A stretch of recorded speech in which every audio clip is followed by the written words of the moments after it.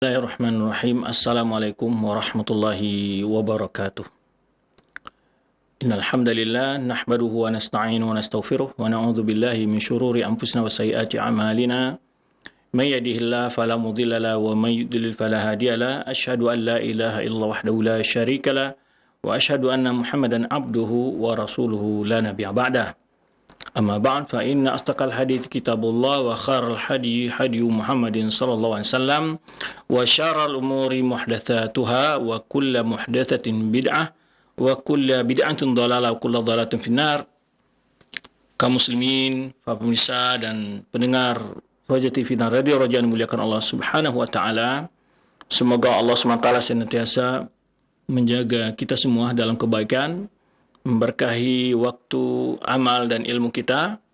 Tak lupa pula di hari yang penuh berkah ini kita memperbanyak ungkapan salawat dan salam buat Nabi kita Muhammad sallallahu alaihi wasallam.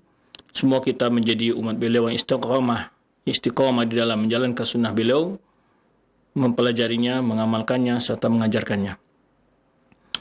Pemirsa dan pendengar rahmati Allah Subhanahu wa taala, pembahasan kita akan melanjutkan dari pembahasan kita sebelumnya, yaitu tentang kelanjutan perkembangan dakwah Islam setelah jatuhnya kekuasaan Bani Abbasiyah di Baghdad.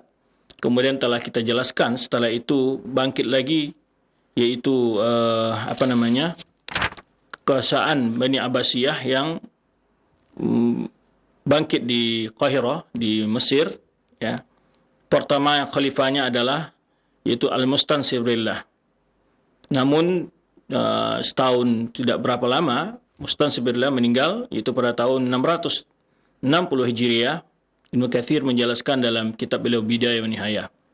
Di awal tahun, yaitu tanggal 3 Muharram, kata beliau, Khalifah Al-Mustansir billah itu dibunuh atau terbunuh oleh pasukan dari Tatar ketika beliau kembali dari Qahirah menuju Baghdad, ya, ke Irak. Taib. Nah, ya, kemudian setelah Al-Mustansir billah meninggal, nah, Ibnu Katsir menjelaskan pada tahun yang sama tentang baiatnya setelah itu adalah Al-Hakim bi Amrillah Al-Abbasi, masih keturunan dari Bani Abbasiyah yang melanjutkan kekuasaan khalifahan. Walaupun setelah penyerangan bangsa Tatar kepada kekuasaan Bani Abbasiyah, pusat kekuasaan Bani Abbasiyah di Baghdad tahun 656 Hijriah, sempat kekosongan kekuasaan kekhalifahan selama 3 tahun. Lalu pada tahun 659 sampai 660 awal Muharram diangkat kembali khalifah dari keturunan Bani Abbasiyah juga di Qahirah. Namun pemerintahnya tidak lama, hanya setahun lebih, ya, atau tidak hampir setahun lah, ya.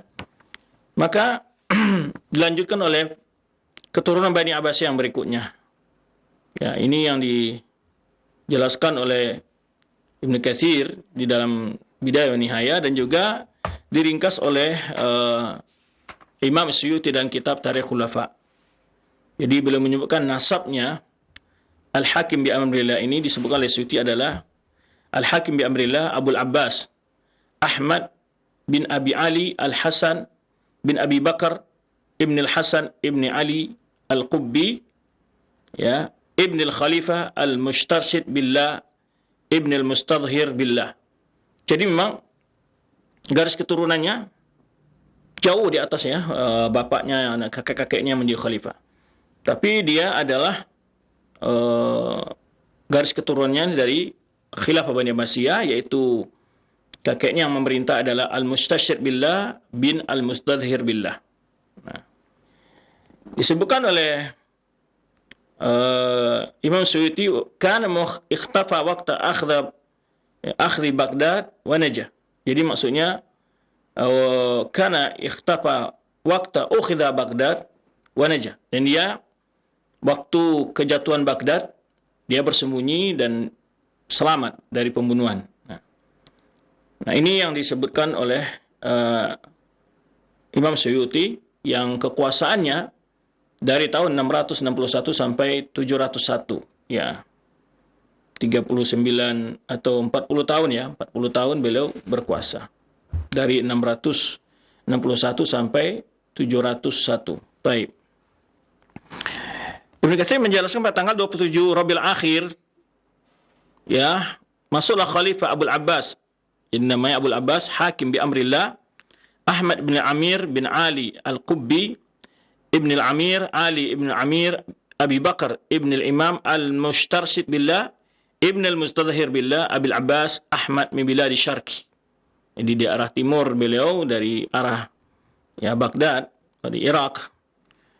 Wa suhbatuhu jama'atun min ru'usi tilkal bilad. Jadi beliau datang ke ke Qahira atau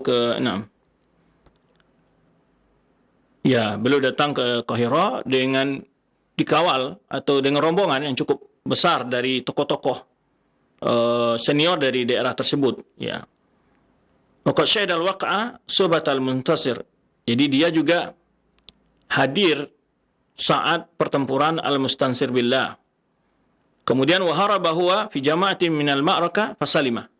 Maka ketika terjadinya peperangan antara al-mustansir billah dengan pasukan Tatar bangsa Mongol, ya, beliau sempat menyelamatkan diri. Nah, maka tak kala dia kembali ke Mesir, ya, disambut oleh Sultan Al-Zahir, Sultan Al-Malik Al-Zahir Al-Baybaris, ya, yang menyambut dan wadhar surur wa ihtifal. Jadi disambut dengan meriah oleh Raja Mesir waktu itu. Kemudian beliau dibawa ke istana, suatu benteng disebut dengan Qal'atil Jabal, wa ajra alaihi al-arzaq ad-darata wal ihsan.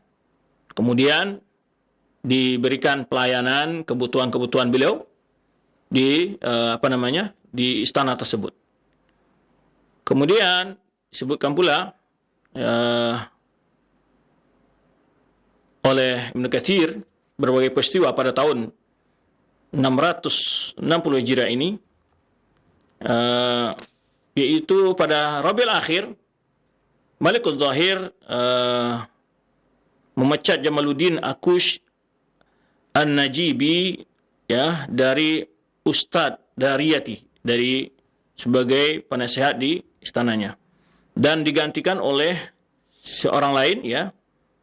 Kemudian beliau juga mengutus utusan ke Syam sebagai perwakilan dari kekuasaan beliau. Kemudian disebutkan oleh Ibnu Katsir juga beberapa peristiwa penting di sini.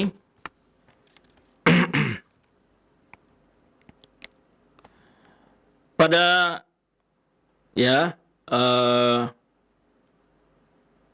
bulan Zulhijjah tahun 660 Hijriah, datang utusan yang begitu banyak dari bangsa Tatar kepada Malikul Zahir, Raja, ya, Baybaris yang ada di Mesir, untuk meminta suaka politik. Fakramahum wa ahsana ilaihim.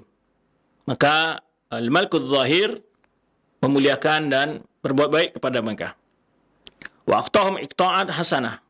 Ya, iqta'at ini biasanya adalah diberikan tempat untuk mereka tinggal, ya, wilayah tertentu. Wa kadzalika fa'ala bi auladi sahibul Mausil.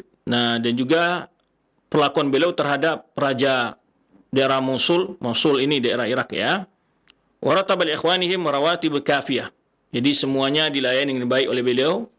Karena Raja Mosul ini, atau Mosul bahasa Latinnya sekarang, itu sempat bekerjasama dengan bangsa Tatar. Namun setelah ditaklukkan oleh Raja Baybaris, ya, mereka meminta suaka politik, diberikan suaka politik oleh Raja. Nah, ini menunjukkan bahwa Islam adalah membawa kedamaian.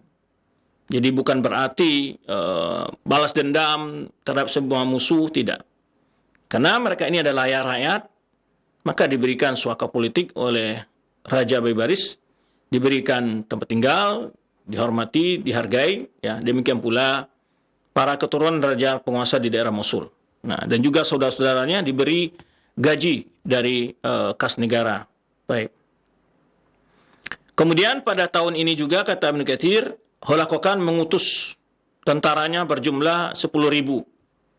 Lalu mereka mengepung kota Mosul atau Mosul ya. Dan ada 24 menjanik. Menjanik itu adalah semacam alat tempur ya, dengan yang dilemparkan dengan alat khusus untuk merobohkan benteng-benteng ya. Wadaqat bihimul aqwat. Jadi sampai daerah Mosul itu kelaparan. Nah, kemudian dalam tahun ini juga Malikus Saleh Ismail bin Lu'lu' ya mengirim kepada Burli yastanjiduhu, meminta bantuan untuk menghadapi Tatar. Ya. Faqadima ilaihi, lalu datang bantuan dari Al-Burli ini, fahauzimatit Tatar. Sehingga pasukan Tatar kalah ya. Kemudian disebutkan setelah itu bangsa Tatar kembali ke Bira. Ini disebutkan di sini. Kemudian setelah terjadi pertempuran itu, menangnya pasukan Burli, dia kembali lagi ke Bira, tempatnya dia. Wa faraka aktsaru asbi ila diyar Misra, dan kebanyakan dari tentara-tentaranya justru pergi ke Mesir. Ya, summa dakhala huwa ila baina yadi Sultan Al-Malik Adz-Dzahir. Kemudian juga dia menghadap Raja Malik Adz-Dzahir Baibaris. Fa an'ama alaihi, diberi hadiah-hadiah lah ya, pemberian-pemberian. Wa ahsana ilaihi, dia beri kebaikan, berbuat baik ya, disambut dengan baik. Waqta'u tis'ina farisan, dia diberi oleh Raja Baibaris yaitu sekitar 90 ekor dari kuda ya, atau pasukan berkuda. Adapun Tatar, mereka kembali lagi menyerang daerah Mosul ini atau Mosul.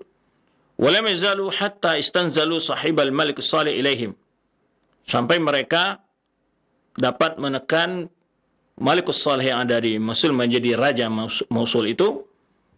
Kemudian wanadau fil bilad bil aman hatta ma'ana nas.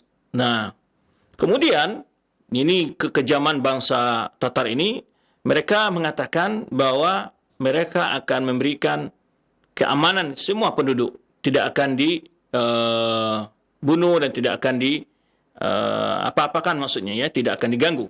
Mereka dijamin setelah masuk mereka menguasai Mosul tersebut, mereka berjanji akan memberikan keamanan kepada semua penduduk. Summa malu alaihim, namun nyatanya justru mereka membunuh semua penduduk itu. Faqatalu tis'ata ayyam, selama 9 hari mereka melakukan pembunuhan di kota Mosul tersebut.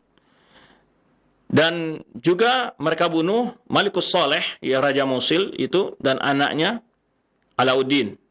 Wa kharabu aswar bilad, dan mereka menghancurkan benteng-benteng pemagar kota tersebut. Wa tarakuha balaqi'ah. Balaqi'ah itu adalah daerah Mosul ditinggalkan dalam keadaan porak-poranda. Ya. Kemudian dalam tahun ini terjadi perselisihan antara Holakokan dengan Sultan Barokah. Sultan Barokah ini adalah anak dari pamannya Holakokan. Nah, lalu Barokah ini mengutus ya, mengirimkan jatah dari apa yang dia dapat dari hasil merangi berbagai daerah-daerah Islam. Kemudian tetapi Holakokan membunuh utusan dari anak pamannya tersebut, maka semakin tajamlah perselisihan antara mereka. Kemudian wa kataba adz-Dzahir liyattafiqa ala Hulaqa. Jadi kemudian anak pamannya ini meminta Malik Adz-Dzahir untuk sama-sama memerangi Holakokan. Nah, ini kita lihat ya, sama mereka juga berkhianat. Kemudian di antara peristiwa-peristiwa di sini disebutkan juga terjadi ghala'un syadidun di Syam. Terjadinya peristiwa mahalnya harga-harga barang di Syam. Sampai dijual ya satu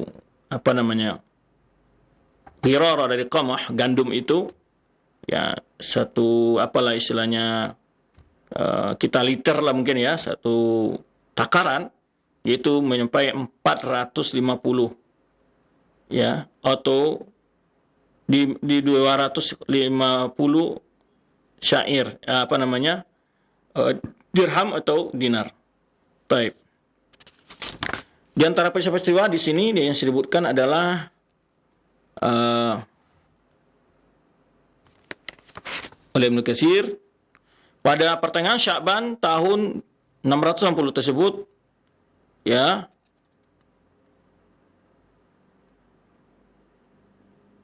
kaum muslimin ditimpa kecemasan luar biasa terhadap kekejaman bangsa Tatar. Maka akhirnya mereka banyak berhijrah ke Mesir. Ya. Sehingga mereka juallah barang-barang mereka semua. Ya. Hatta hawasil qal'ati wal umara.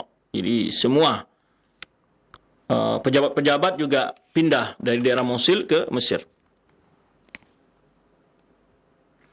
Kemudian pemerintah saat itu memberikan keterangan kepada masyarakat, barang siapa yang mampu untuk pergi ke Damaskus, dari Damaskus ke Mesir, ya, maka silahkan. Jadi diberi kebebasan. Taib. Namun pada waktu yang sama terjadi gempa di Syam dan juga di negeri Rum, ya. Dan ini menyebabkan bangsa Tatar mengalami juga rasa ketakutan yang kuat, kata Ibnu Katsir, ketakutan yang berlebihan, sehingga mereka agak reda lah ancaman mereka terhadap kaum muslimin. Taib. Ini di antara awal-awal tahun tersebut. Kemudian setelah itu pada tahun berikutnya diceritakan oleh Ibnu Katsir tahun 661, ya. Nah, istalhalat wa sultanu diyar Misriya wa biladu Syam ala milkud zahir. Jadi awal tahun ini yang menjadi penguasa semua wilayah Mesir dan Syam yaitu Malikud Zahir Baybaris, ya. Dan sebagai wakilnya di daerah Syam adalah Jamaluddin Akush Najibi, ya.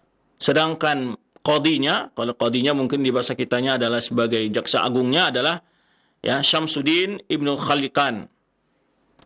Wal wazir biha Izzuddin, ya, perdana menterinya adalah Izzuddin Ibnu Wada'ah. Dan tentu dari masa-masa itu belum diangkatnya Al-Hakim di sini, ya. Masih tetap tertulis dalam mata uangnya adalah tetap mustansir billah. Nah, setelah itu Ibnu Katsir pada tahun 661 ini Ibnu Katsir menceritakan penjelasan tentang kekuasaan hakim bi amrillah Abul Abbas Ahmad bin Amir yang tadi kita sebutkan garisan keturusannya. Pada hari Kamis 2 Muharram tahun 661, yaitu Sultan Baybaris mengumumkan kepada rakyat seluruhnya, kepada seluruh pejabat-pejabat, umara wa al-hali wa aqdi, jadi anggota MPR-nya, di sebuah gedung fi Iwanil Kabir bi Qa'atil Jabal, yaitu sebuah gedung pertemuan yang besar di benteng atau istana bi Qa'atil Jabal namanya. Wajah al-Khalifah al-Hakim bi amrillah raqiban hatta nazala indal Iwan. Jadi pertama tadi dia datang ke Mesir masih belum diangkat menjadi khalifah secara resmi, belum diresmikan, tapi dia diberi tempat tinggal oleh Sultan Baybaris di benteng Qa'atul Jabal tersebut. Nah, kemudian pada tanggal 2 Muharram ini, ya 2 Muharram tahun 661 baru diresmikan, diangkat secara resmi menjadi khalifah. Nah, kemudian dibacakan nasabnya, ya, sebelum diangkat menjadi khalifah dibacakan dulu nasabnya. Setelah dipastikan tentang kelurusan nasabnya bahwa benar dia ada keturunan dari Bani Abbasiyah, ya, faquri an-nasabu 'ala nas, dibacakan pada masyarakat umum tentang garis keturunannya. Ya, kemudian setelah itu Raja Baybaris, ya, membaiatnya sebagai khalifah dan juga semua yang hadir pada itu. Wa kana yauman masyhudan, kata Ibnu Katsir, ya, hari itu adalah suatu hari yang penuh dengan kenangan. Baik. Setelah beliau diangkat jadi khalifah, pada hari Jumatnya beliau, ya, berkhutbah. Di antara isi khutbahnya adalah Khalifah Al-Hakim bi amrillah ini, alhamdulillah alladzi aqama li ahli al-Abbas ruknan zahiran Segala puji bagi Allah yang telah menegakkan bagi keluarga Abbasiyah maksudnya, yaitu ruknan zahiran, yaitu tonggak yang dapat menopang kuat. Nah, wa ja'ala lahum min ladunhu sultanan nasiran. Dan Allah jadikan di sisi mereka adanya sultan yang siap membela ya kekuasaan khalifah. Kemudian beliau memuji ahmadu ala sarra'i wa dharra, aku memuji Allah dalam segala kondisi baik senang maupun susah. Wasta'inu ala syukri ma asbagha, aku memohon kepadanya agar dia menolongku untuk mensyukuri nikmat-nikmat yang telah diberikannya daripada nikmat kepadaku. Wastansiru ala daf'il ada, dan aku mohon pertolongan kepadanya untuk menghadapi musuh-musuh. Wa asyhadu an la ilaha illallah wa syarika lahu wa asyhadu anna Muhammadan abduhu wa rasuluh sallallahu alaihi wa ala alihi washabihi. Ya, nujumul ihtida, beliau para sahabatnya bersalawat untuk Rasulullah SAW dan keluarga sahabatnya. Nujumul ihtida sebagai bintang sebagai petunjuk, ya. Wa immatil iqtida al-arba'ah, 4 orang yang menjadi tauladan, yaitu khulafa al-arba'ah. Wa alal Abbas ammihi, dan juga pamannya Abbas, paman Nabi SAW. Wa kashf ghammihi Abi Sada khulafa ar-rasyidin wa immatul mahdiyyin, ya. Kemudian wala baqatu sahabat ajma'in wa tabi'in lahum bi ihsan ila yaumiddin. Ayuhan nas, beliau mengatakan, ketahuilah annal imama fardun min furudil Islam, bahwa adanya kepemimpinan adalah pada salah satu kewajiban di antara kewajiban Islam. Dan wal jihad mahtumun ala jamil anam, berjihad adalah satu yang telah diwajibkan atas semua manusia, ya, itu maksudnya kaum muslimin. Wala yaqumu alamul jihad illa bi istima'il kalimatil ibad. Nah, bahasa beliau juga bagus, ya. Dan tidak akan mungkin, ya, berdirinya bendera jihad tanpa adanya persatuan, tanpa ada persatuan masyarakat, antara dukungan masyarakat. Istima'i kalimatil ibad, bersatunya masyarakat. Wala subiyat al-hurumu illa bintihakil maharim. Nah, beliau menyebutkan tidaklah ditawannya wanita-wanita kecuali karena terjadinya pelanggaran-pelanggaran hukum Allah. Wala sufiqatid dima illa bitikabil jaraim. Tidaklah tertumpahnya darah-darah kecuali karena melakukan berbagai bentuk kemungkaran, jaraim. Falau syahadtum a'da al-Islam lama dakhalu dar al-Islam. Ya. Kalau kalian, ya, benar-benar mewaspadai musuh-musuh Islam, ya, mereka tidak akan mampu untuk masuk ke daerah Islam, kata beliau. Wastabahu dima'al wa amwal, dan juga tidak akan mungkin untuk merebut, menumpahkan darah dan mengambil berbagai kekayaan umat Islam. Wa qatalu rijal wal atfal, mereka telah membunuh banyak dari orang tua dan anak-anak. Wa hatakul haram al khilafah wal harima, mereka telah merusak kehormatan kekhalifahan, ya, dan juga para wanita muslimah. Wa adzaku mastabaqau al adzab al alim, dan mereka menyiksa orang-orang yang masih tersisa dengan cara kejam. Fartafatil aswatu bil buka' wal awil, sehingga terdengarlah suara teriakan penuh tangis dan penderitaan, ya. Wa 'alad dajjatu min hauli dzalikal yaumit tawil, sehingga telah panjang kesedihan, ya, dalam hari-hari yang dilalui oleh kaum muslimin setelah dikuasai oleh bangsa Tatar dari bawah pasukan Holakokan, pimpinan Holakokan.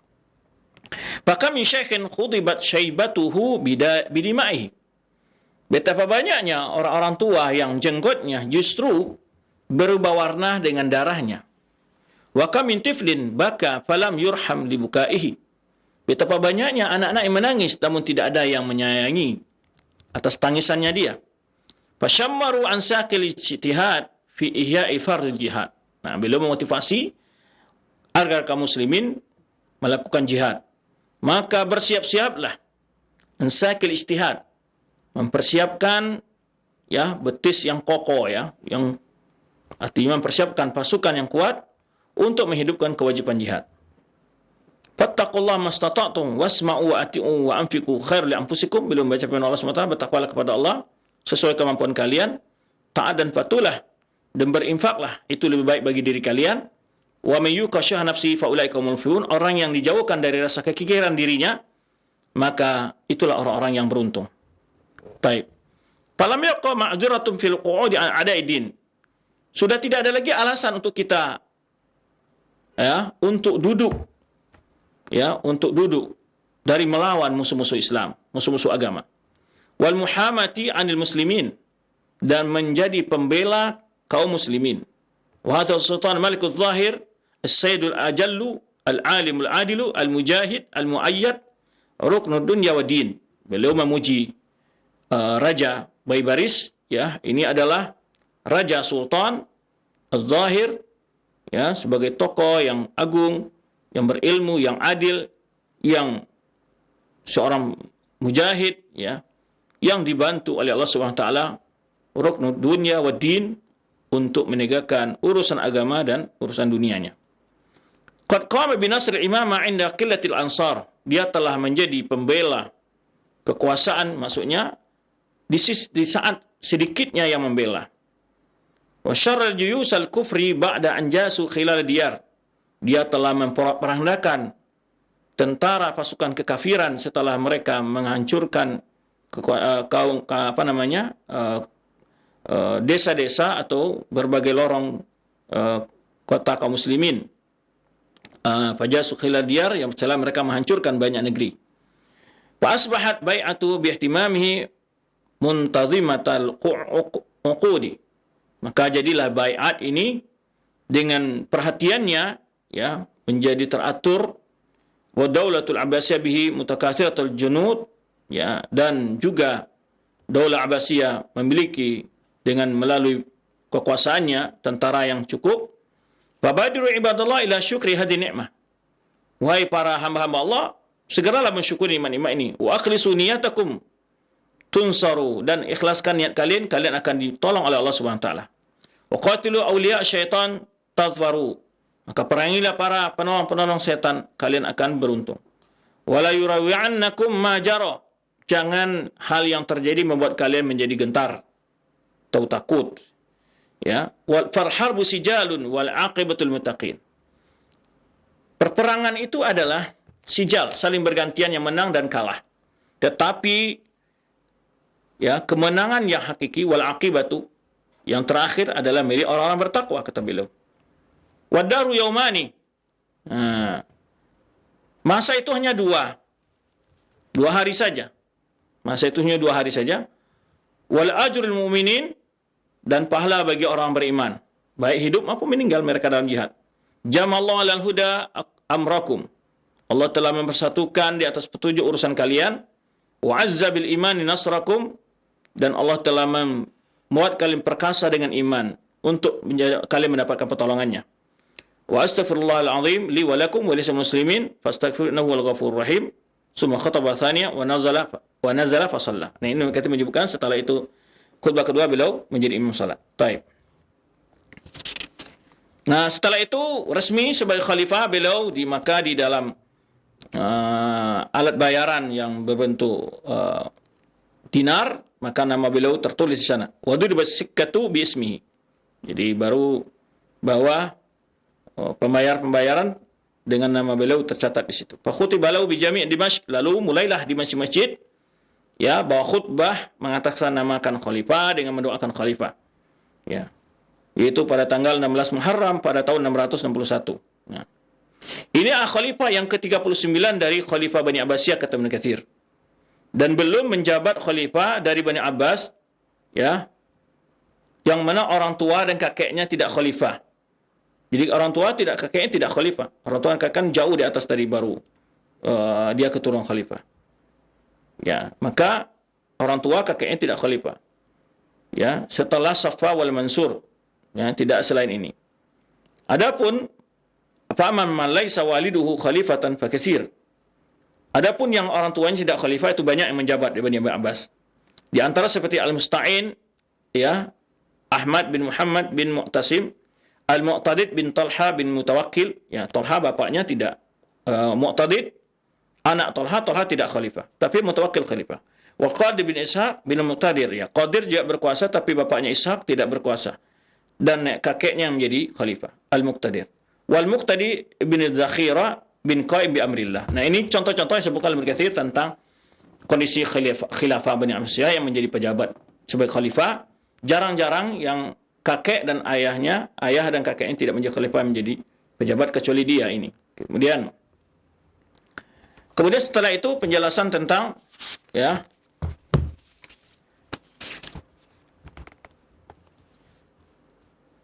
penyerangan, yaitu pengembalian wilayah Karak, suatu daerah namanya Karak, yaitu di mana pejabat daerah ini bekerjasama dengan bangsa Tatar. Jadi makanya Malikul Zahir mengirim pasukan untuk daerah Al-Karaki ini, kemudian memanggil rajanya, ya, kemudian dibawa dalam keadaan dibelenggu ke daerah Mesir. Kenapa alasan demikian? Bahwa dia pernah menawarkan kepada Holakokan, kata Holakokan, dia menulis kepada Holakokan, memanggil, wahasa ala kudum ila Syam maratan ukhra. Dia menganjurkan kepada Holakokan untuk kembali menyerang daerah Syam. Jadi ini bekerja sama dengan musuh Islam. Nah, kemudian waja'at kutubut Tatar bisabat wa niyabatil bilad wa annahu sayaqdamu alaihi 20,000 di Fatih Diyar Misriyah. Nah, datanglah surat dari bangsa Tatar akan tujuannya untuk menyerang daerah Mesir dengan jumlah pasukan sekitar 20.000, ya, untuk menaklukkan kekuasaan kaum muslimin yang ada di Mesir. Kemudian ketika itulah Sultan meminta fatwa para fuqaha tentang bagaimana dia mauqifnya, bagaimana dia bersikap terhadap Raja Al-Karak ini yang dia bekerja sama dengan bangsa Tatar, ya, untuk menghancurkan wilayah Islam. Kemudian para fuqaha memberikan fatwa untuk ditangkap dan diberikan hukum mati. Nah, hal ini juga disampaikan oleh seorang ulama, Ibnu Khalikan, ya. Waqad kastada'u dia panggil ke Mesir, ya, untuk bertanya-tanya ini, dan juga ditanya kepada Jamatul Umara, para pejabat-pejabat. Kemudian setelah itu pada tanggal 13 Jumadil Ula, ya, dia berangkat dan dapat menaklukkan kota Karki tersebut, ya. Dan kemudian dia kembali ke Mesir setelah itu dalam keadaan membawa kemenangan.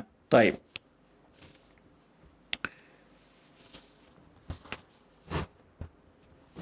Kemudian pada bulan Ramadan tahun 661 ini,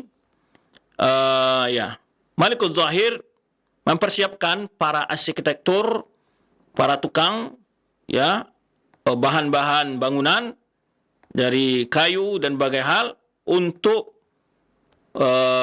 melakukan rehabilitasi Masjid Rasulullah SAW. Jadi Malikul Zahir melakukan rehab terhadap Masjid Rasulullah SAW, ya, di mana terjadi sebelumnya ada kebakaran masjid ini.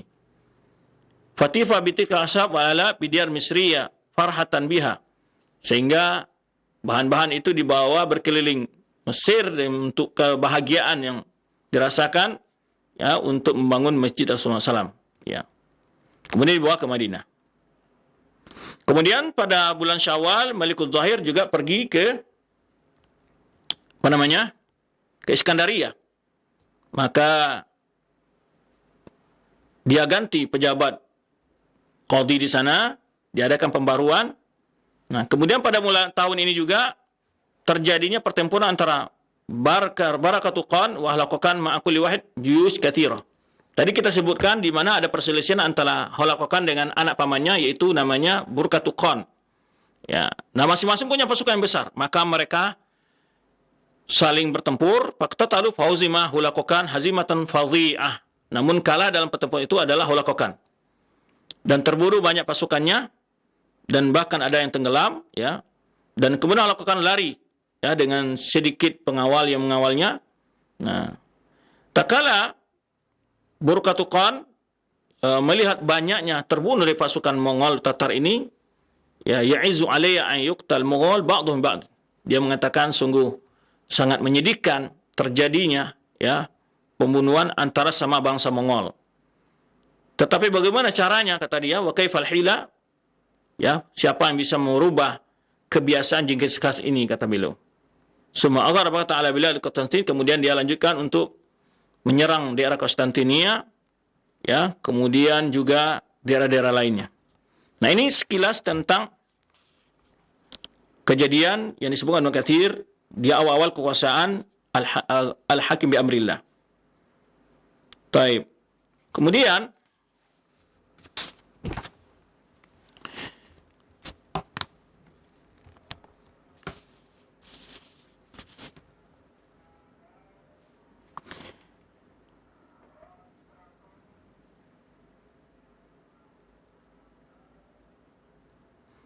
pada tahun 662 ya, diadakannya pembaharuan juga untuk bangunan sekolah Madrasah Zahiriyah, kemudian ya juga pertemunya di sini Hakim bi amrillah dan Sultan Baibarus dengan pejabat wakilnya yang ada di Syam Jamaluddin dan juga Qadhi Ibnu Khaliqan.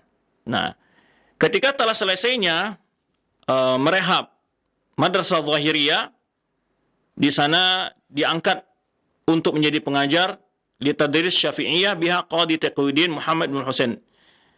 Kita lihat pembaharuan daerah Islam, kemudian kegiatan pendidikan dilakukan oleh Baibaris ini, Raja Baibaris, ya, dengan Khalifah Al-Hakim bi amrillah, membangun masjid, memperbarui bangunan masjid yang ada di Madinah, Masjid Rasulullah SAW, kemudian juga sekolah-sekolah, kemudian diperbarui lagi bangunan-bangunannya, di antara yang terkenal dengan Madrasah Zahiriyah. Nah, beliau mengangkat di situ para ulama-ulama yang ahli dalam setiap madhab Syafi'i, itu Qadhi Taqiyuddin Muhammad bin Husain bin Razin. Untuk mengajar madhab Hanafi ada namanya Majduddin Abdurrahman bin Kamaluddin, yaitu kemudian masyikhah hadis ya, yang ulama yang pakar hadisnya adalah Syekh Syarafuddin Abdul Mu'min bin Khalaf Al-Hafidh Ad-Dimyati. Nah, kemudian pada tahun ini juga Malik Baibaris melakukan juga rehabilitasi untuk masjid Al-Qudus, itu Baitul Maqdis, ya, Ammara bil Qudus Asy-Syarif Khanan. Jadi ada tempat penginapan yang ada di masjid sekitar Baitul Maqdis. Bahkan disebutkan beliau sediakan di sana waqafa alai auqafan lin nazilin. Beliau sediakan rumah-rumah wakaf untuk orang-orang yang datang berkunjung ke Baitul Maqdis tersebut. Ya. Min islahi ni'alihim wa aqlihim, dan di situ lengkap. Disediakan juga restoran, disediakan juga untuk kalau di sini sebutnya adalah tukang sendal, ya, jika ada yang rusak, ini disediakan. Wa nabi tahunan wa furnan. Jadi juga ada pelayan-pelayan atau pabrik buat roti, ya, tepung, disediakan di sekitar Baitul Maqdis. Jadi kalau kita lihat masalah perhatian para pemimpin Islam dalam keadaan sosial masyarakat, ya, terutama masjid dan selain sekolah, itu besar sekali. Maka di tahun 662 ini disebutkan satu kisah Al-Ibnu Katsir itu bahwa Malik Baibaris melakukan suatu merehab Baitul Maqdis, sekaligus membangun di sekitar itu rumah-rumah wakaf untuk orang-orang yang datang berkunjung ke sana, dan juga disediakan restorannya, kalau bahasa kita sekarang, ya, tempat buat roti dan semuanya, pekerja-pekerja yang dibutuhkan. Baik. Kemudian disebutkan juga, ya,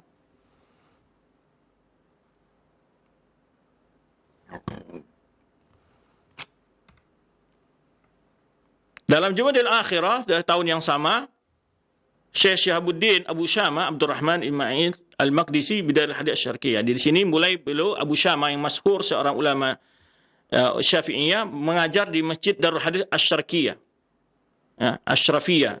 Setelah wafatnya Qadhi Imanuddin bin Khursa'a Al-Kharstani. Dan juga hadir di dalam majlis beliau Ibnu Khaliqan, ya, seorang ulama yang masyhur di masa pemerintahan Al-Hakim bi amrillah. Termasuk di sini juga Qadhi Abu Syamah Abdurrahman Ismail bin Ibrahim Al-Maqdisi.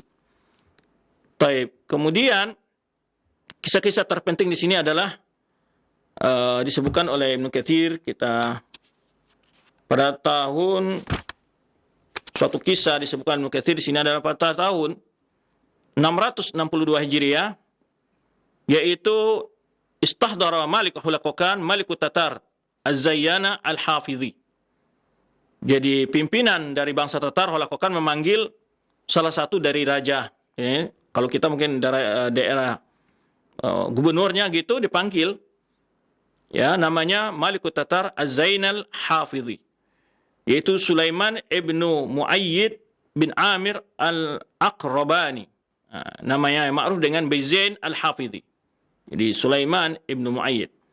Wa qala lahu, di mana Halakokan menyebutkan, memanggilnya, sabata indi khiyanatuka. Aku telah punya bukti tentang bahwa kamu telah melakukan suatu pengkhianatan. Qad kana hadzal muqtarru lamma qadima Tatar ma'ahu Halakokan di Dimashq ghairaha mala al-muslimin. Nah, Ibnu Katsir menjelaskan, ini balasan terhadap perbuatannya, yang mana dialah yang memprovokasi bangsa Tatar untuk menyerang Damaskus, ya kota Damaskus, ya, wa kana qad hadza muqtar, dia adalah orang yang senang ketika bangsa Tatar menyerang kota Damaskus. Dan dia termasuk yang mala'a 'alal muslimin wa adahum. Dia termasuk yang memberikan informasi-informasi dan bekerja sama dengan Halakokan untuk menghancurkan kaum muslimin. Nah, wadalla ala auratihim, dan juga memberi informasi-informasi kekuatan mereka, di mana benteng-benteng mereka, ya. Hatta salatahumullah alaihi bi anwa'il uqubat wal masulat. Nah, di sini Ibnu Katsir menyebutkan, lalu Allah balas perbuatannya itu. Pengkhianatannya di terhadap kaum muslimin dibalas oleh Allah Subhanahu wa taala. Lalu Ibnu Katsir menyebutkan firman Allah Subhanahu wa taala, wa kadzalika nuwalli ba'dadh dhalimin ba'dhan. Demikian kami, ya, angkat sebagian orang zalim di atas yang zalim lainnya. Ibnu Katsir menyebutkan, wa fil jumlah. Apa hikmah dari ayat ini? Man a'ana zaliman sullitu alaihi. Orang yang membantu orang berbuat zalim, justru orang zalim itu akan membuat dia memberi hukum kepada dia sendiri. Ibrah. Wa kadzalika nuwalli ba'dadh dhalimin ba'dhan bima kanu yaksibun. Ini surah Al-An'am ayat 129. Ibrah luar biasa di sini adalah bila pemimpin yang zalim didukung oleh orang yang zalim juga, ya, maka dia akan menerima akibat pendukungannya itu sendiri. Sebenarnya kisah disebut sini adalah yaitu Zain al-Hafidhi ini, yang dia bekerja sama dengan bangsa Tatar untuk menghancurkan kaum muslimin di Damaskus.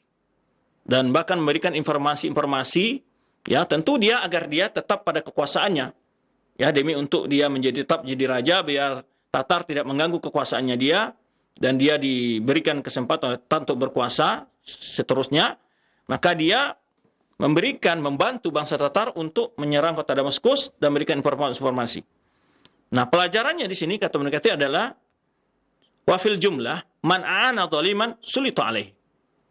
Orang yang membantu orang yang zalim, ya, maka efeknya dia akan menanggung sendiri dari perbuatannya.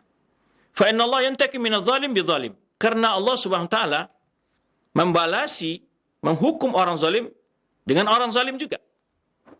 Nah, ini suatu ibrah yang memang sering dibahas oleh para ulama. Ketika adanya pemimpin-pemimpin yang zalim, ya, yang perlu dikoreksi bukan hanya penguasa saja, tapi dilihat lagi masyarakatnya gimana. Bukankah mereka yang menyebabkan terangkatnya pemimpin yang zalim itu? Lalu kezalimannya, ya, mereka rasakan sendiri. Efek dari bekerja sama dengan orang zalim tadi, setelah dia berkuasa, efek kezalimannya mereka sendiri mengalami dan merasakan. Fa inna Allah yantaqim bidzalim, fa inna Allah yantaqim minadh zalim bidzalim. Karena Allah akan membalas kezalimin orang yang berbuat zalim dengan cara mengangkat orang zalim lain untuk menzalimi dia. Summa yantaqim minadh zalimin jami'an. Dengan cara begitulah Allah membalas, ya, dendam perbuatan kezaliman setiap orang-orang yang berbuat zalim. Jadi orang zalim dihancurkan oleh orang zalim juga. Dan kisah ini banyak sekali dikupas oleh Syaikhul Islam Taimiyah dalam kitab beliau bantahan terhadap, yaitu Minhajus Sunnah Nabawiyah. Beliau perlihatkan banyak sejarah, setiap orang memperlakukan penguasa dengan cara zalim, dia akan dianggap penguasa yang zalim juga untuk menghancurkannya. Sebaliknya, orang-orang yang bekerja sama dengan orang yang zalim, justru kezaliman orang yang zalim itu jatuh kepada dia sendiri. Nah, Jadi ingat kata-kata di sini yang sangat bagus, fa innallaha yantakim minadh zalim bidh-dhalim. Wa kadzalika nuwalli ba'dadh dhalim ba'dhan bima kanu yaksibun. Kadang-kadang kita mengeluh dengan kezaliman yang ada para penguasa. Tetapi kita tidak melihat kezaliman kita yang kita lakukan. Ya. Karena terangkatnya penguasa-penguasa yang zalim juga berangkat dari banyaknya kezaliman yang ada di tengah masyarakat. Nas'allahu afiyah min intiqamihi wa ghadabihi wa iqabihi wa syarri ibadihi, kata Ibnu Katsir rahimahullah taala.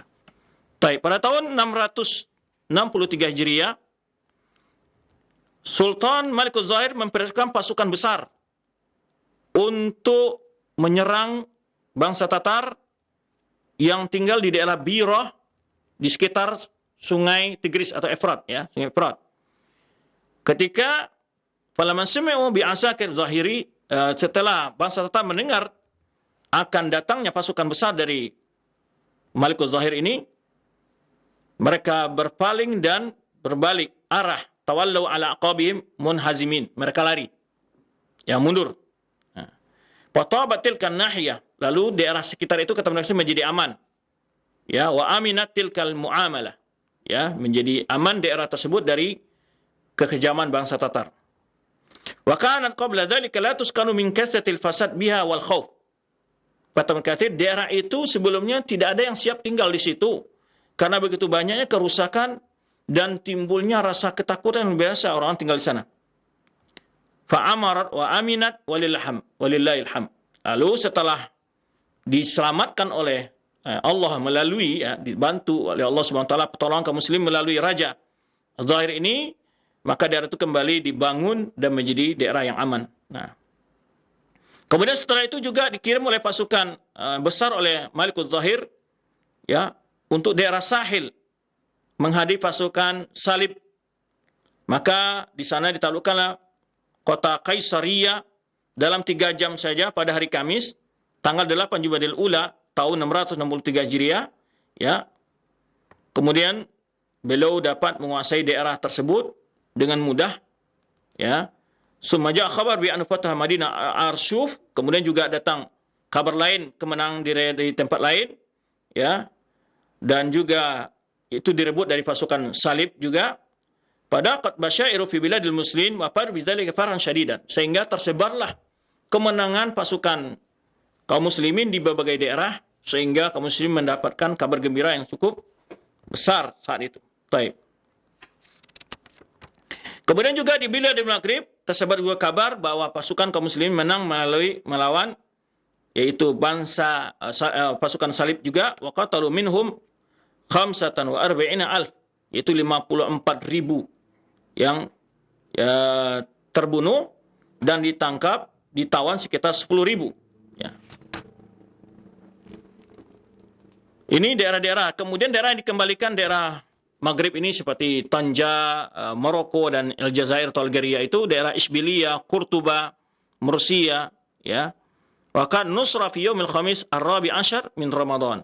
Kemenangan kaum muslimin itu ada pada tanggal yaitu hari Kamis tanggal 14 dari bulan Ramadan. Baik. Kemudian juga disebutkan berbagai peristiwa-peristiwa penting oleh Ibnu Katsir. Di sini kita ambil hal-hal yang pada tahun ini juga meninggalnya Hulakokan.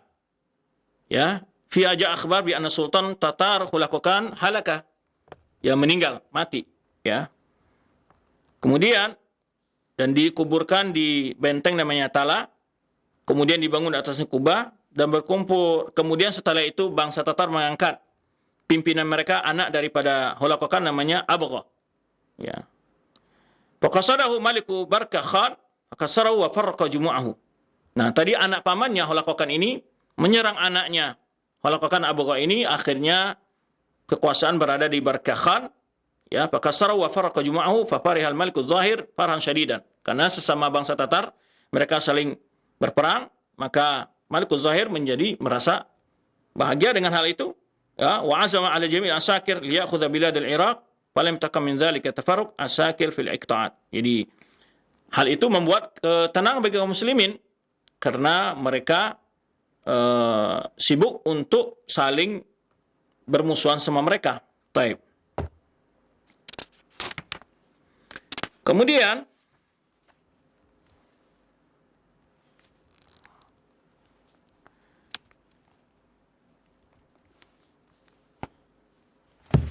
berapa peristiwa lainnya disebutkan oleh Ibnu Katsir.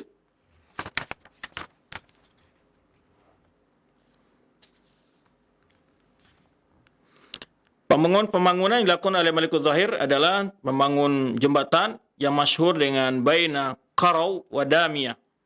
Ini yaitu satu daerah yang dibangun oleh Malikul Zahir. Nah, kemudian juga disebutkan di sini ya.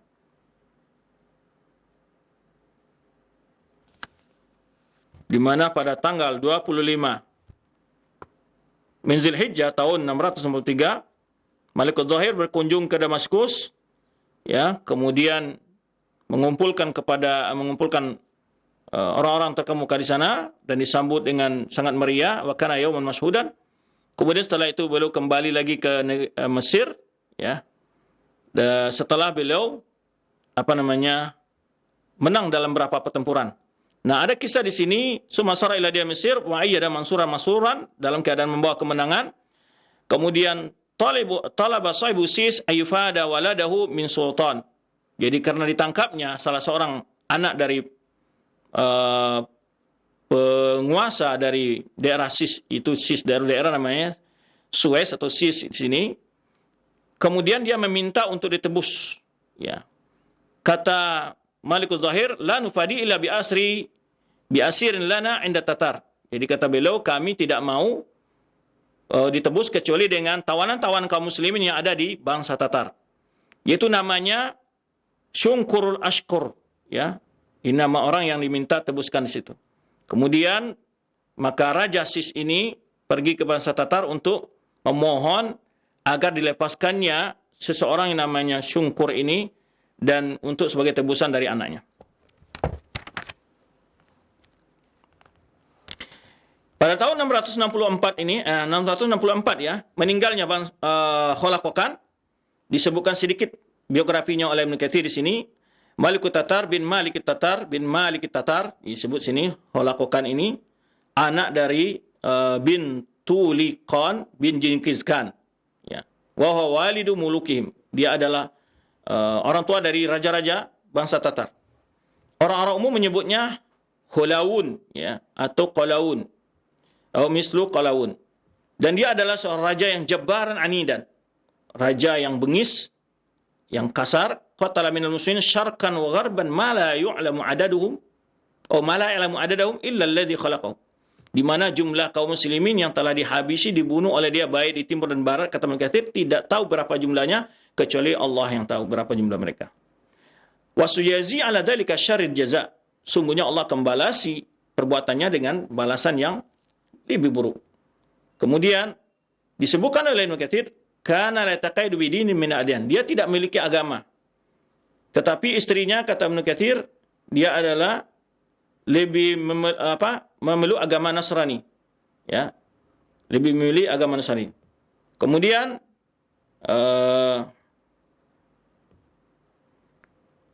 beliau menyebutkan juga, wa kana la'anallahu la yatarama ala mahabbatil maqulat wa la yatasawwaru minha syai'an. Wa kana ahluha min afraq falsafah indalahum wajahun wa makana. Di mana banyak sekali dari para orang-orang dekatnya adalah ahli-ahli filsafat, ya, memiliki kedudukan, wa in makana himmatu fi tadbir mamlakati, dan dia punya rencana untuk meluaskan kuasanya dan menguasai berbagai daerah, ya, sedikit demi sedikit. Sampai Allah membinasakannya pada tahun ini, kata Ibnu Katsir. Baik. Kemudian tahun 665, ya. Di sini kisah yang penting di sini disebutkan Ibnu Katsir adalah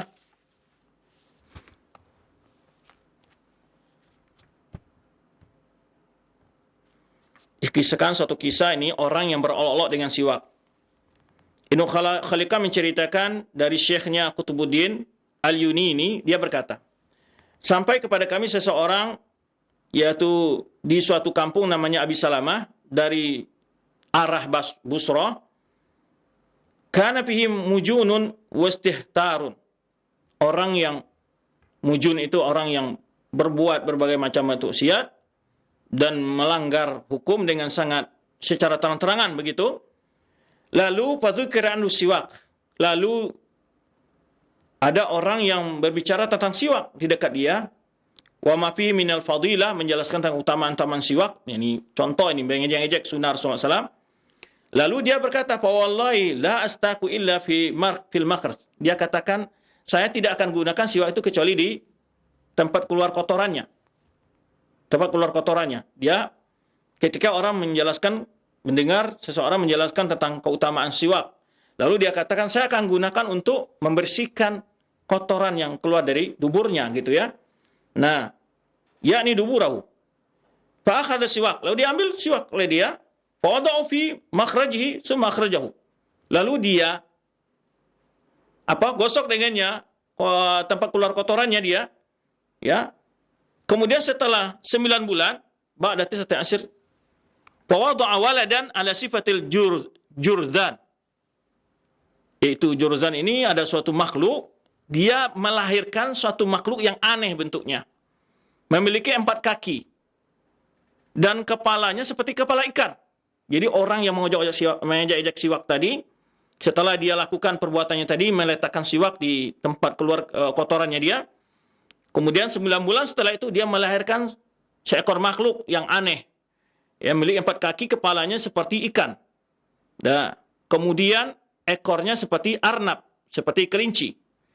Kemudian wala mawdu'u sahha dzalikal hayawan. Setelah dia melahirkan, keluar itu hewan tadi dari dari tempat kotorannya, melahirkan dia, berteriak 3 kali, ya. Lalu anak perempuan laki-laki tersebut, ya, memukul kepala hewan yang keluar dari orang tadi. Kemudian wala mada'ahu sadzalika hewan, kemudian setelah itu mati makhluk yang keluar dari orang tadi itu, yang dilahirkan melalui duburnya dia. Kemudian orang itu hidup 2 hari setelah itu, dan pada hari ketiga meninggal. Wa kana yaqul, dan dia mengatakan, binatang ini qatalani wa qata'a am'ani. Binatang ini telah membunuhku, yaitu dia telah merobek-robek perutku di dalam. Wa qad syahada dzalika jama'atun min ahli tilkan nahiyah. Kata Ibnu Khaliqan, itu disaksikan oleh banyak orang di daerah tersebut. Dan juga termasuk khutbah dari kalimakan.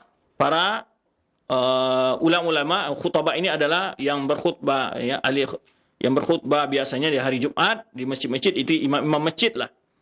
Wa mimman ra'a dzalika hayawan hayyan qabla yamut. Sebagian mereka ada melihat binatang itu sebelum mati. Ya. Dan sebagian ada melihat binatang itu setelah mati.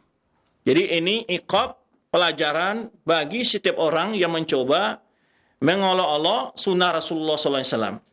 Hari ini kita mendapati banyak sekali kaum muslimin yang tanpa rasa ada malu mengejek-ejek, ya, ajaran sunnah Rasulullah SAW, baik itu jenggot maupun lain sebagainya, ya, celana cingkrang dan sebagainya. Maka Allah akan hinakan orang-orang yang melakukan hal seperti itu. Baik.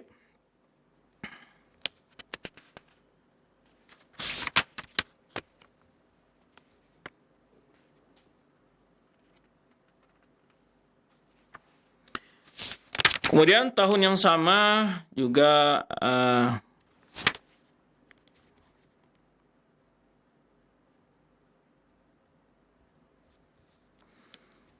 dikisahkan pada tahun 665 itu kembali diperbaiki masjid di Al-Azhar yang dibangun oleh Daulah Fatimiyah yang sudah ditinggalkan sebelumnya, ya, pada tanggal 12 Rabiul Awal tahun 665 itu Malikul Zahir meresmikan salat Jumat di Al-Azhar, ya. Walakum tukam fi Walam takun tuqamu fil jum'ah min zaman Ubaidiyyin ila hadzal hin. Jadi semenjak zaman Ubaidiyyin, ya, itu tidak pernah ada Jumat di situ sampai waktu tanggal 12 Rabiul Awal tahun 665 Hijriah ini. Belum pernah diadakan semenjak masa kekuasaan Ubaidiyyin itu Fatimiyah. Kemudian tak kala hakim, ya, falamma bana al-hakim jami'ahu hawwal jum'ah minhu ilaihi. Ya, tak kala dibangun oleh khalifah, ya, dipindahkan salat Jumat di masjid tersebut, wa tarakal azhar la jum'ata. Kemudian sebelumnya dibangun satu masjid lain, wa tarakal azhar la jum'ata fi. Setelah itu ditinggalkanlah azhar, tidak ada Jumat di sana. Fasara fi hukmi baqiyatil masajid wa sya'si halihi. Jadi lama masanya tidak ada digunakan masjid tersebut menjadi masjid yang apa namanya istilahnya seperti hal masjid-masjid yang lain, kata mereka, yaitu dalam keadaan sangat tidak terawat. Wa taghayyarat ahwaluhu fa amara sultan bi imarati. Lalu disuruh oleh Sultan Baybaris untuk membangun dan masjid tersebut. Wa amara bi imarati Jami' Husainiyah, juga Masjid Husainiyah, itu dekat Azhar juga itu. Kemudian sempurna pembangunnya tahun 667. Ya, sebenarnya yang tadi akan dijelaskan ke tamu. Kalau kita lihat, yaitu Malikul Zahir ini banyak sekali melakukan pembangunan, ya, termasuk tadi bagaimana terutama Masjid Nabawi di Madinah, kemudian Baitul Maqdis, kemudian juga membangun masjid, kembali merehab masjid yang ada di Universitas Al-Azhar yang soal itu dibangun oleh bangsa Fatimiyah atau kaum Fatimiyah.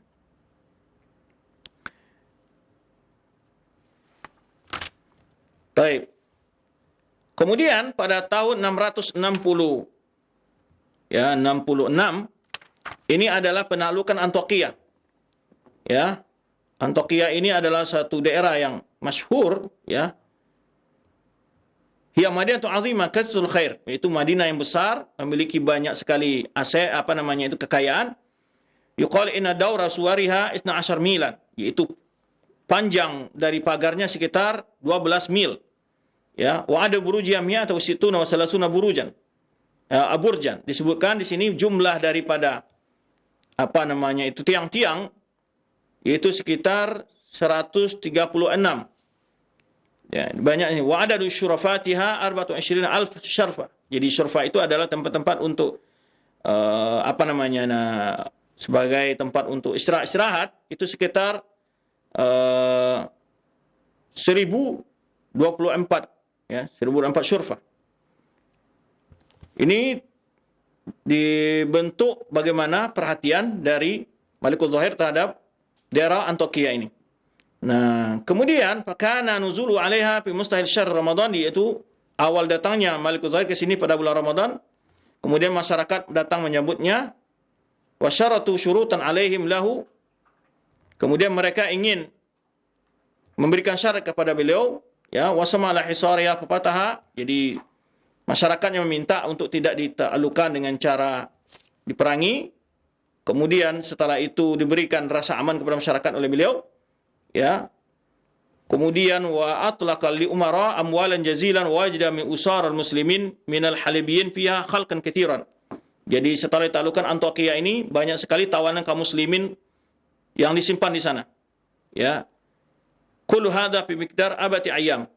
Lama untuk menaklukkan kota Antakya ini sekitar 4 hari saja. Nah, ini diceritakan kemudian waqad kana Afris, ini raja yang menguasai Antakya namanya Afris, ya, dan Trablus, manusia yang paling kejam dalam menyiksa kaum muslimin. Ya, ketika bangsa Tatar menguasai Halab. Ya. Wa faranasu minha fantaqamallahu mimman aqama lil Islam nasiran wa lisalib damighan. Ya, lalu manusia banyak lari ketika bangsa Tatar menguasai daerah tersebut, lalu Allah membalas dengan menegakkan Islam disebut di daerah tersebut sebagai kemenangan bagi umat muslim. Datanglah kabar gembira dengan kemenangan itu kepada Malikul Zahir dan diumumkan di benteng Qal'ah Mansurah. Ini di antara cita-cita yang disebutkan di sini, ya. Cuman ingin kita sebutkan di sini adalah menunjukkan betapa Malikul Zahir ini banyak mengembalikan wilayah-wilayah Islam yang telah dikuasai oleh bangsa Tatar ataupun bangsa Salibi, ya, kaum Salibi dari Farans.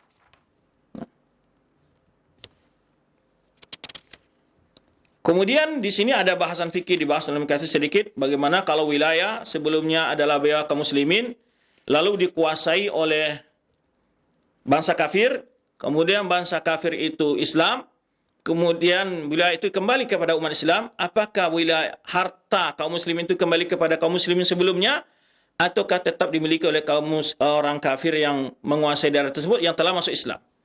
Ini ada bahasan fikih yang dibahas oleh Ibnu Katsir tentang hal ini. Baik, itu barangkali hal-hal yang terpenting dalam masa kekuasaan Al-Hakim bi amrillah, tidak panjang Ibnu Katsir membahas masalah ini, ya. Kemudian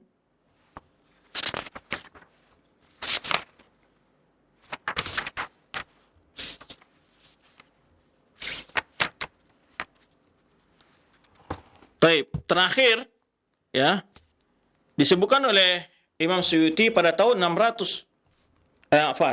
701 Hijriah itu adalah wafatnya Al-Hakim bi amrillah. Pada tahun 701 Hijriah wafatlah Hakim bi amrillah pada malam Jumat tanggal 18 Jumadal Ula, ya. Dia disalatkan di waktu asar, ya, di suatu bisukil khail, itu di sebuah benteng di namanya Sukul Khail, tempatnya pasar kuda, gitu ya. Kemudian hadar janazatu rijalun dula wal a'yan kulluhum musyah, yang mana menyolatkan hadir dengan mengantar jenazahnya orang-orang terkemuka dari pejabat-pejabat negara dan juga pejabat kerajaan dan juga orang-orang penting. Dan kemudian dikuburkan dengan biqurbi Sayyidah Nafisa. Ya, adalah orang yang pertama mandufina minhum hunak. Orang pertama dikubur di sana. Wa istamara madfinuhum ilal an. Di sana tempat kuburan para, ya, para tokoh-tokoh, ya, pejabat-pejabat yang ada di Qahira. Wa kana ahdu bi khilafah li waladihi. Kemudian dia menyerahkan jabatan khilafahnya kepada anaknya sebelum dia wafat, yaitu Abi Rabi Sulaiman, yang nanti akan dibahas pada tahun 701 sampai 740. Anaknya Abu Rabi bin Hakim bi amrillah yang berkuasa digelarkan al-mustaqfi billah. Baik, karena waktu membatasi, hanya itu yang dapat kita ambil dari faedah-faedah dalam masa kekuasaan Khalifah Al-Hakim bi amrillah, yang mana pusat kekuasaannya berada di Qahira, tidak di Baghdad. Jadi kalau yang di Baghdad hanya sampai pada tahun 656 Hijriah. Kemudian sekarang sudah khalifah kedua yang diangkat setelah hancurnya kekuasaan Bani Abbasiyah yang di Baghdad. Tetapi mereka tinggal di Mesir. Jadi berpindah kekuasaan dari Madinah yang sebelumnya adalah Khulafa Rasyidin, kemudian pindah ke Basrah, ke Kufah di masa Ali bin Abi Thalib, ini kekuasaan Islam. Di masa Bani Umayyah pindah ke Damaskus, Syam.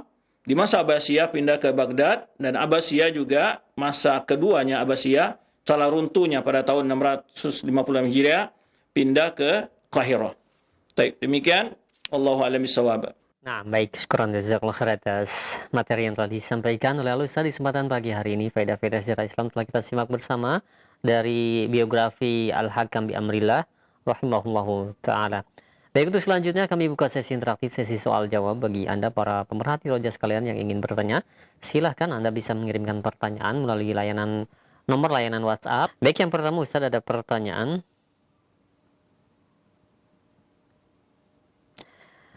Assalamualaikum warahmatullahi wabarakatuh.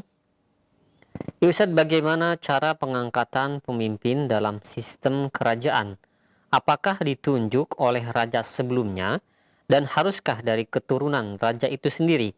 Jika iya, bagaimana posisi ahlul hilli wal aqd? Apakah mereka berwenang untuk mengangkat dan menurunkan? Mohon jawabannya.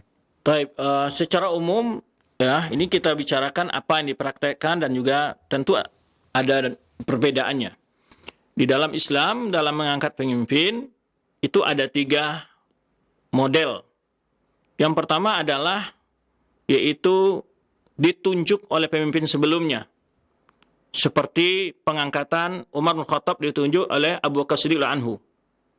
Ya, Abu Bakar Siddiq memberikan wasiat bahwa khalifah setelahnya adalah Umar bin Khattab. Yang kedua adalah bentuk yang kedua adalah yaitu yang dilakukan oleh Umar bin Khattab dengan menunjuk beberapa orang tertentu untuk memilih pemimpin setelahnya.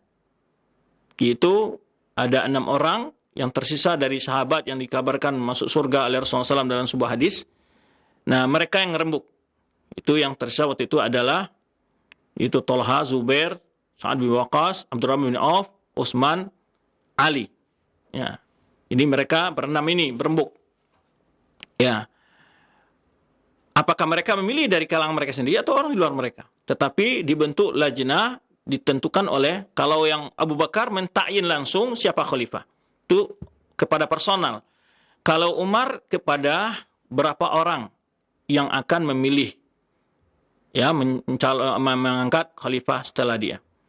Nah, kemudian bentuk lain adalah alul halil wal aqd, dengan cara para tokoh-tokoh masyarakat berkumpul, ya, yang terkemuka di sebuah negara, umpamanya para pakar-pakar keamanan, ekonomi, semuanya mengangkat, sepakat mereka seperti kita, umpamanya MPR-DPR, tapi kalau di dalam Islam pemilihan anggota DPR itu bukan karena secara pemilu, tetapi adalah menurut kesenioran mereka dalam ilmu dan usia tentunya. Nah, mereka yang memilih pemimpin. Hal seperti ini dikiaskan banyak para ulama, itu seperti pemilihan Abu Bakar Siddiq anhu. Pemilihan Abu Bakar Siddiq anhu walaupun ada yang ulama mengatakan adalah secara isyarat khafiyah, ya, ditunjuk secara tidak langsung Rasulullah SAW dengan berapa isyarat-isyarat di waktu sakitnya Rasulullah SAW. Namun yang mengangkat beliau adalah Umar, Abdurrahman bin Auf yang kalau salah waktu itu yang ada di Bani Saqifah, dan setelah itu baru dibaiat secara umum. Ada 3 bentuk seperti itu. Ada bentuk keempat, prosesnya tidak dibolehkan oleh Islam, tapi hasilnya diakui, yaitu namanya al-mughalabah, yaitu dengan adanya kekuatan sekelompok yang dapat merebut kekuasaan. Maka bila dia dapat menguasai secara utuh negara, ya, badan keamanan semua telah memihak ke dia, dan maka bila dia dapat mengendalikan kekuasaan dengan kuat, ya, dengan kekuatannya, maka kekuasaannya sah, tetapi proses itu tidak dibenarkan dalam Islam. Nah, itu bentuk. Kenapa kok proses yang keempat ini tetap diakui kepemimpinannya? Diakui kepemimpinannya. Diakui pemimpinnya adalah untuk tidak terjadi keributan, permusuhan, peperangan, kericuan secara terus-menerus. Ya, kalau dia sudah memiliki keangkatan pasukan yang bisa mengendalikan semua kondisi, nah, maka saat itu tidak boleh lagi dilakukan perlawanan demi untuk menjaga arwah kaum muslimin, ya. Nyawa kaum muslimin tidak boleh dikorbankan, ya. Itu proses-proses. Namun dalam syarat-syarat kepemimpinan pemimpin juga ada. Di antaranya bahwa khalifah itu mesti dari kaum Quraisy berdasarkan hadis, ya, Rasulullah SAW. Maka ketika Abu Bakar berdiskusi dengan kaum Ansar, ketika kaum Ansar menyebutkan min amir wa minkum amir, dari kami juga ada pemimpin, kalian juga pemimpin, kata Abu Bakar, inna hadzal amri Quraisy. Ya, urusan ini kata Rasulullah ada pada Quraisy. Nah, namun bila tidak Quraisy memimpin, ya, ketika sudah tidak dalam sistem khilafah, tidak sistem raja. Nah, apakah harus diganti dengan Quraisy? Nah, para ulama membedakan antara ikhtiar dengan ikhtiar. Kalau sudah terpilih pemimpin, sudah resmi, walaupun tidak Quraisy, dia wajib tetap ditaati. Karena Rasulullah SAW menyebutkan, usikum bisam wa ta'a wa in ta'amara alaikum abdun habasyiyun. Saya nisahkan pada kalian untuk sangat taat dan tetap taat dan patuh kepada pemimpin, walaupun dia seorang budak dari negeri Habsyah. Budak, dia tidak merdeka. Habsyah bukan dia orang Arab, bukan Quraisy berarti. Tetap disuruh patuh dan taat oleh Rasulullah SAW. Maka harus dibedakan antara hal ikhtiar, jika halul hali wal aqdi, memilih seorang pemimpin, maka dia harus melihat orang yang lebih dekat memiliki syarat-syarat, ya, kesempurnaan. Gitu. Nah, apakah di dalam Islam praktek itu berlaku? Tetapi umumnya yang banyak setelah Bani Umayyah, Abbasiyah itu adalah menjadi pemimpin tetap dari keturunan-keturunan mereka. Ya. Tetapi di Bani Abbasiyah, di Bani Umayyah, Umar bin Abdul Aziz, ya, itu adalah tidak keturunan secara garis keturunan, dia bukan dari Bani Umayyah. Walaupun istrinya adalah keturunan Bani Umayyah. Nah, ini juga ada praktek demikian ketika terpilih, ya, itu ada bisa ditentukan oleh raja sebelumnya. Nah, tidak mesti harus keturunan mereka. Maka di dalam, kalau kita lihat di Bani Umayyah itu banyak praktek-praktek yang tidak ya, walaupun di antara pertukaran-pertukaran ada yang anak dan bapak dan anak menjadi penguasa. Tetapi umpamanya anak Marwan, Abdul Malik bin Marwan, itu anak-anaknya yang banyak, berapa, ada 4 orang gitu. Setelah itu ada berapa orang lagi berpindah, setelah Umar bin Aziz baru berpindah lagi kepada keturunan Bani Umayyah. Tapi tidak mutlak dia harus kepada anaknya. Ya. Maka Sulaiman bin Abdul Malik itu adalah sangat, di suatu jasanya yang besar adalah dia memilih Umar bin Aziz untuk menjadi penggantinya. Tidak anaknya dipilih oleh dia. Nah, ini menunjukkan bahwa juga tidak mesti hal itu. Tapi Islam tidak mengharuskan demikian. Bagi Islam adalah bagaimana yang menjadi pemimpin itu adalah orang-orang yang memiliki kemampuan saja. Memiliki kemampuan, ya, yang walaupun bukan dari bangsa Arab kalau dia sudah, bukan dari bangsa Quraisy kalau dia sudah berkuasa. Tapi kalau dalam pemilihan yang keadaan ikhtiar, ya, memilih dengan musyawarah, kalau ada yang Quraisy yang mampu, ya, maka dia lebih utamakan kalau dia mampu untuk memiliki kemampuan untuk memimpin. Nah, dalam prakteknya Khilafah Abbasiyah, di akhir Khilafah Abbasiyah, itu khalifah itu hanya sebagai lambang pemersatu kaum muslimin saja. Tetapi yang banyak memegang kekuasaan masalah politik dan ekonominya, pemerintahan dijalankan oleh sultan. Seperti kita lihat di masa yang kedua ini, yang kekuasaan ini adalah Raja Bebaris ini, dia yang lebih dominan mengendalikan berbagai suasana politik, perperangan, ekonomi, ya. Tapi dia tetap yang mengakui bahwa dia adalah khalifah, adalah lebih tinggi dari dia. Maka khalifah diberikan kedudukan sebagai jabatan, ya, lambang, tapi tidak terlalu banyak ikut campur. Itu di akhir-akhir Bani Abbasiyah banyak seperti itu. Tidak terlalu banyak dia menguasai berbagai hal dalam perpolitikan. Ya, lebih banyak diserahkan kepada pejabat di bawah, ada awazir namanya, ada sultan namanya, ya, ada yang bagian keamanan, kalau di sekarang bagian ekonomi dan seterusnya. Nah, di masa Baybaris ini dan beberapa pejabat sebelumnya, malah yang lebih dominan itu adalah para sultannya. Ya, padahal sebagian para sultan dapat mengaruhi, memecat sebagian khalifah. Nah, ini pengaruh daripada kekuatan sultan terhadap angkatan perang dan segala macamnya. Jadi begitu dalam Islam. Ya, Islam mengutamakan kedamaian. Makanya kalau seorang sudah berkuasa, walaupun ketika dia menggunakan kekerasan untuk mendapat kekuasaan itu, maka sudah wajib ditaati. Kalau dia sudah menggalikan semua wilayah, maka tidak boleh dilakukan lagi perlawanan karena akan berbuntut tidak adanya putus daripada bentuk kekacauan yang terjadi dalam sebuah negeri. Itu wallahu a'lam bishawab. Nah, baik, syukran jazakallahu khairan atas jawaban Ustaz. Demikian untuk yang bertanya. Dan selanjutnya ada pertanyaan kembali, tidak sebutkan nama dan tempatnya. Ya Ustaz, apakah benar Kaisar Romawi Nakfur atau Nikoporos kedua Phokas yang memerangi kaum muslimin pada pertengahan abad ke-4 Hijriah ini berasal dari keluarga muslim dan waktu kecilnya juga muslim? Saya baca hal ini di buku Al-Bidayah wan Nihayah. Mohon jawabannya tentang kaisar ini, apakah yang dia lakukan kepada kaum muslimin? Baik, untuk saat ini Ana nggak ingat ya pembahasan ini, karena udah lama kita bahas kalau nggak salah tentang kaisar ini. Tetapi nanti akan ada bahasan juga di antara keturunan Holocaust kan juga ada yang masuk Islam sebenarnya. Ya, adapun dari bangsa Romawi mungkin ada, tetapi yang masuk Islam, kemudian bagaimana dia menjalin hubungan dengan antara khilafah dengan kekuasaan dia, wallahu alam. Ana saat ini tidak ingat lagi ya. Pembahasannya udah lama dibahas. Kalau 4 Hijriah, sekarang kita sudah masuk ke abad 8 Hijriah. Ke-7 Hijriah. Wallahu alam. Mungkin nanti bisa ditanyakan kembali di kesempatan yang akan datang. Baik, untuk selanjutnya silahkan satu kesempatan di layanan telepon, kami tunggu. Nah, halo, silahkan. Halo, Assalamualaikum. Waalaikumsalam warahmatullahi wabarakatuh. Dengan siapa di mana? Dengan Erwin Pak Erwin di Padang Simpon. Nah, silakan Pak Erwin. Ya, saya mau bertanya,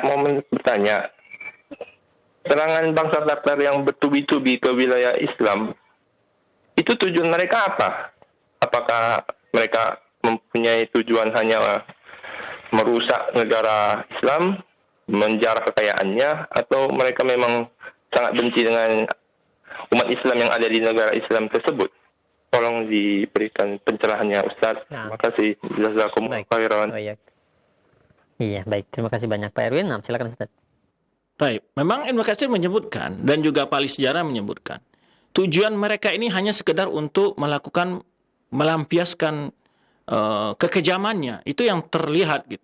Karena kalau sungguhnya dia untuk menguasai daerah, ketika sudah menguasai daerah dia, itu daerah itu menjadi milik dia dan dia angkat gubernur sendiri atau pejabat sendiri dari kalangan mereka. Tapi mereka tidak sebatas itu, tapi mereka melakukan kerusakan yang sadis ya, yang begitu sangat fatal. Semua mereka hancurkan, baik itu kekayaan ilmiah, ya, buku-buku dan bangunan-bangunan mereka hancurkan. Ya, seperti gedung-gedung atau benteng-benteng mereka hancurkan semua, ya. Dan juga orang-orang masyarakat umum yang tidak ikut dalam sebagai pasukan bertempur, mereka bunuh habis, mereka bantai itu. Nah, oleh sebab itu di sini kekejaman bangsa Tatar itu Ibnu Katsir menyebutkan mereka ini hanya latar belakang oleh rasa bengis mereka, kebencian mereka kepada Islam yang luar biasa sebenarnya. Hakikatnya ingin membumi hanguskan dan menghabiskan umat Islam. Itu hakikatnya. Kalau seandainya sekedar daerah, ya mereka selesai menguasai daerah dan pasti masyarakat di situ sudah harus dibawa tunduk kepada mereka, gitu saja. Tapi mereka juga tidak harus masuk ke dalam wilayah mereka, agama mereka tidak masakan demikian. Tapi mereka bunuh aja. Ya tidak ada nego, tidak ada apa. Jadi mereka memang sifatnya yang menonjol adalah ingin membunuh orang saja dan merusak yang ada. Itu motifnya yang ada terlihat dari mereka gitu. Karena kalau kekayaan, mereka akan rampas kekayaan begitu banyak. Bahkan kita sebutkan dalam setiap orang yang mau bergabung dengan dia dijadikan tentara semua. Jadi semua ratusan ribu tentara-tentaranya itu diarahkan ke berbagai arah dan orang tersebut ya kalau tidak mau ikut ya langsung dibunuh. Jadi kaum muslimin wilayah-wilayah yang sudah dikuasai mereka, yang laki-laki yang kekar-kekar yang siap untuk diajak perang mereka jadikan sebagai pasukan langsung sebagai mereka langsung diajak. Jadi makanya besar pasukannya dia. Ya dapat menguasai banyak wilayah-wilayah Islam saat itu. Jadi memang motif yang terlihat disebutkan oleh Ibnu Katsir adalah ingin menghabisi umat Islam saja, tujuannya ya membunuh saja, membunuh, merusak gitu aja. Mereka juga tidak melakukan semacam pembangunan ya untuk daerah-daerah yang telah mereka kuasai ya. Mereka cuma artinya melepaskan hawa nafsunya begitu saja, bersenang-senang dengan berbagai binatang ternak yang mereka kuasai, makannya ya yang disembelih oleh mereka adalah mereka makan. Mereka kata Katsir menyebutkan mereka dalam menyerang itu ya mereka bawa sapi apa itu aja, onta itu mereka makan daging terus gitu.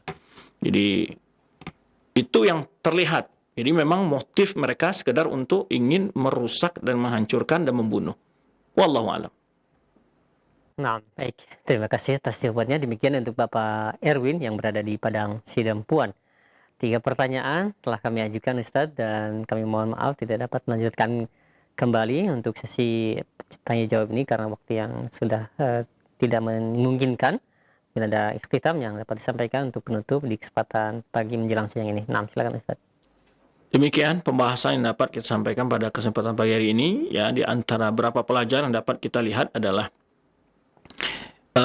pertama adalah tadi kisah bagaimana Raja Al-Zahir dapat mengembalikan kembali kekuasaan kaum muslimin. Kita lihat adalah ketika kepribadian beliau adalah seorang yang mendekat dengan kebaikan. Ya, memperbaiki masjid, membangun pelayanan umum, ya. Kemudian juga beliau berbuat tidak memuliakan sebagai khalifah, beliau tidak mengasingkan, menyiksa atau tapi beliau muliakan, beliau tetap agungkan sebagai khalifah. Tapi khalifah karena kelemahan ya tidak memiliki kekuasaan, maka beliau yang mengendalikan kekuasaan secara politik untuk menghadapi kekejaman bangsa Tatar. Kemudian kisah juga penting tadi kita sebutkan adanya kisah orang yang mengolok-olok salah satu sunnah Rasulullah SAW dan beberapa Allah buktikan di dunia dia mendapatkan sebuah azab yang sangat mengerikan. Semoga kita selalu memiliki semangat untuk mencintai sunnah Rasulullah SAW dan mengamalkannya, dan juga waspada dari orang-orang yang ya olok-olok ya meremehkan sunnah Rasulullah SAW. Sebetulnya banyak kisah-kisah ya dalam sejarah, maka kita ambil aja poin-poin yang mungkin bisa kita ambil faedahnya.